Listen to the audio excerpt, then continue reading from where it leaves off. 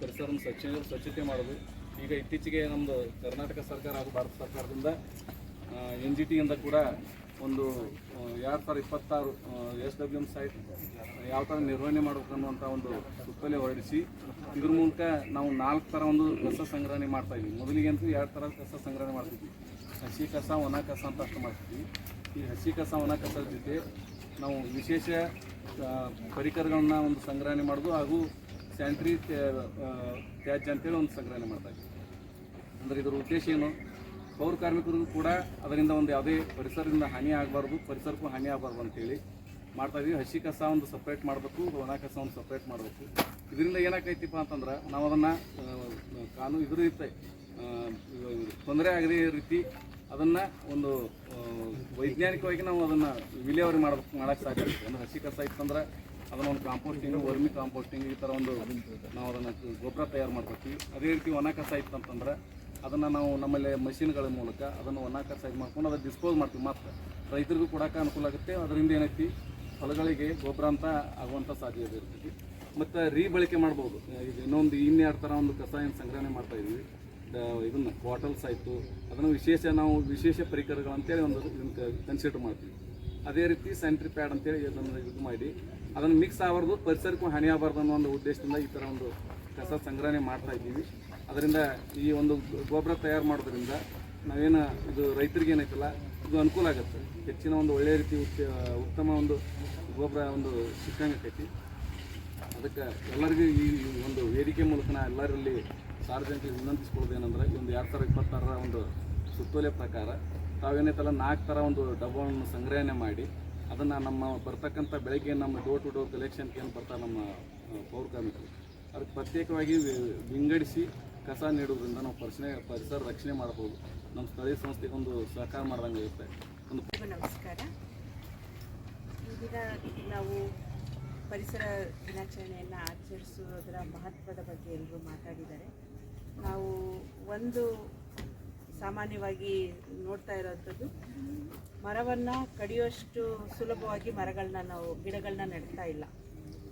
ನಾವೆಲ್ಲರೂ ಈ ದಿನ ಈ ಕಾರ್ಯಕ್ರಮದಲ್ಲಿ ಹಾಜರಿದ್ದೇವೆ. ಇಲ್ಲಿ ನೆಡ್ತಾ ಇರೋಂಥ ಗಿಡಗಳ ಸಂಖ್ಯೆ ಕಡಿಮೆ. ನಾವೆಲ್ಲರೂ ವೈಯಕ್ತಿಕ ಮುತುವರ್ಜಿ ವಹಿಸಿ ಹೆಚ್ಚಿನ ಗಿಡಗಳನ್ನ ನಾವು ನೆಟ್ಟು ಬೇರೆಯವ್ರ ಕಡೆಯಿಂದ ನೆಡೆಸಿ ಪರಿಸರಕ್ಕೆ ನಮ್ಮದೇ ಆದಂಥ ಕೊಡುಗೆಯನ್ನು ಕೊಡೋಣ ಅಂತ ಹೇಳಿ ಆಶಿಸ್ತಾ ಅವಕಾಶಕ್ಕಾಗಿ ಧನ್ಯವಾದ.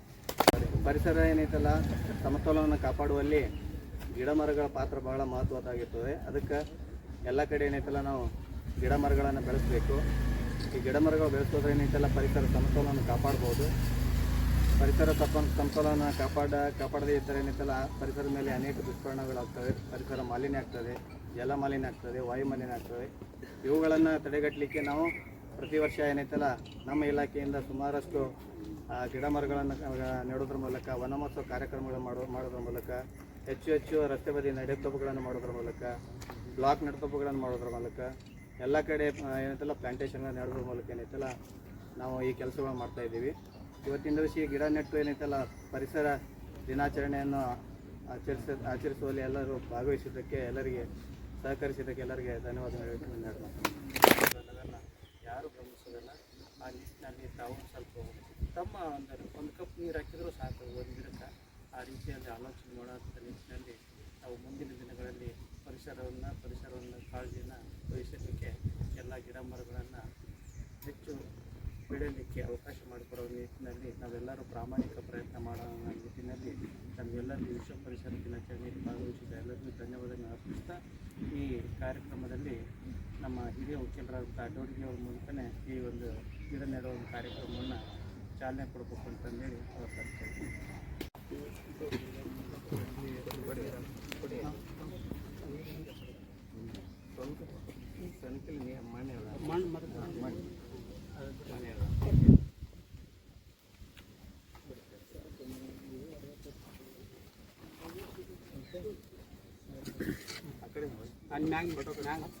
ಮ್ಯಾಗ ನೋಡ್ರಿ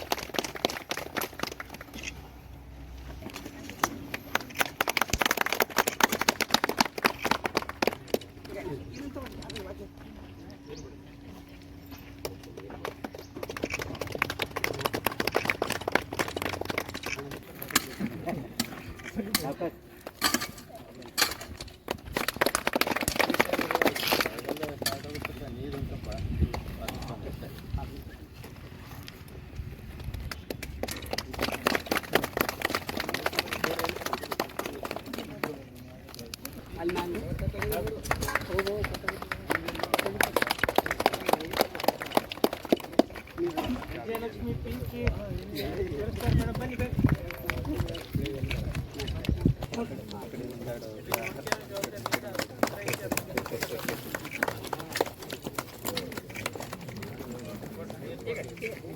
ಊಟ ಮಾಡಿದ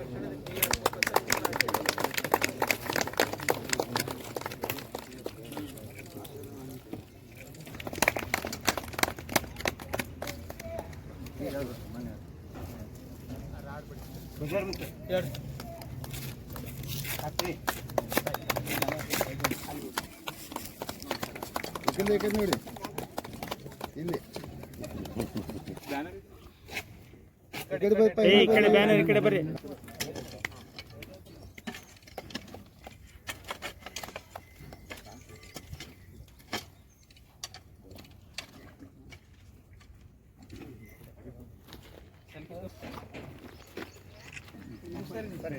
ಫೋಟೋ ಕಡೆ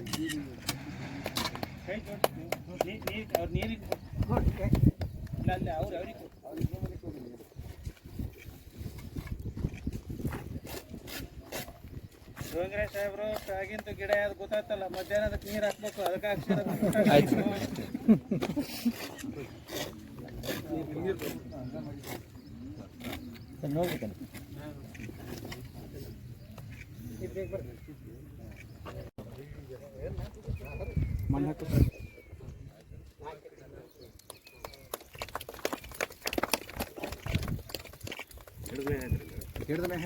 ಮೇಡಮ್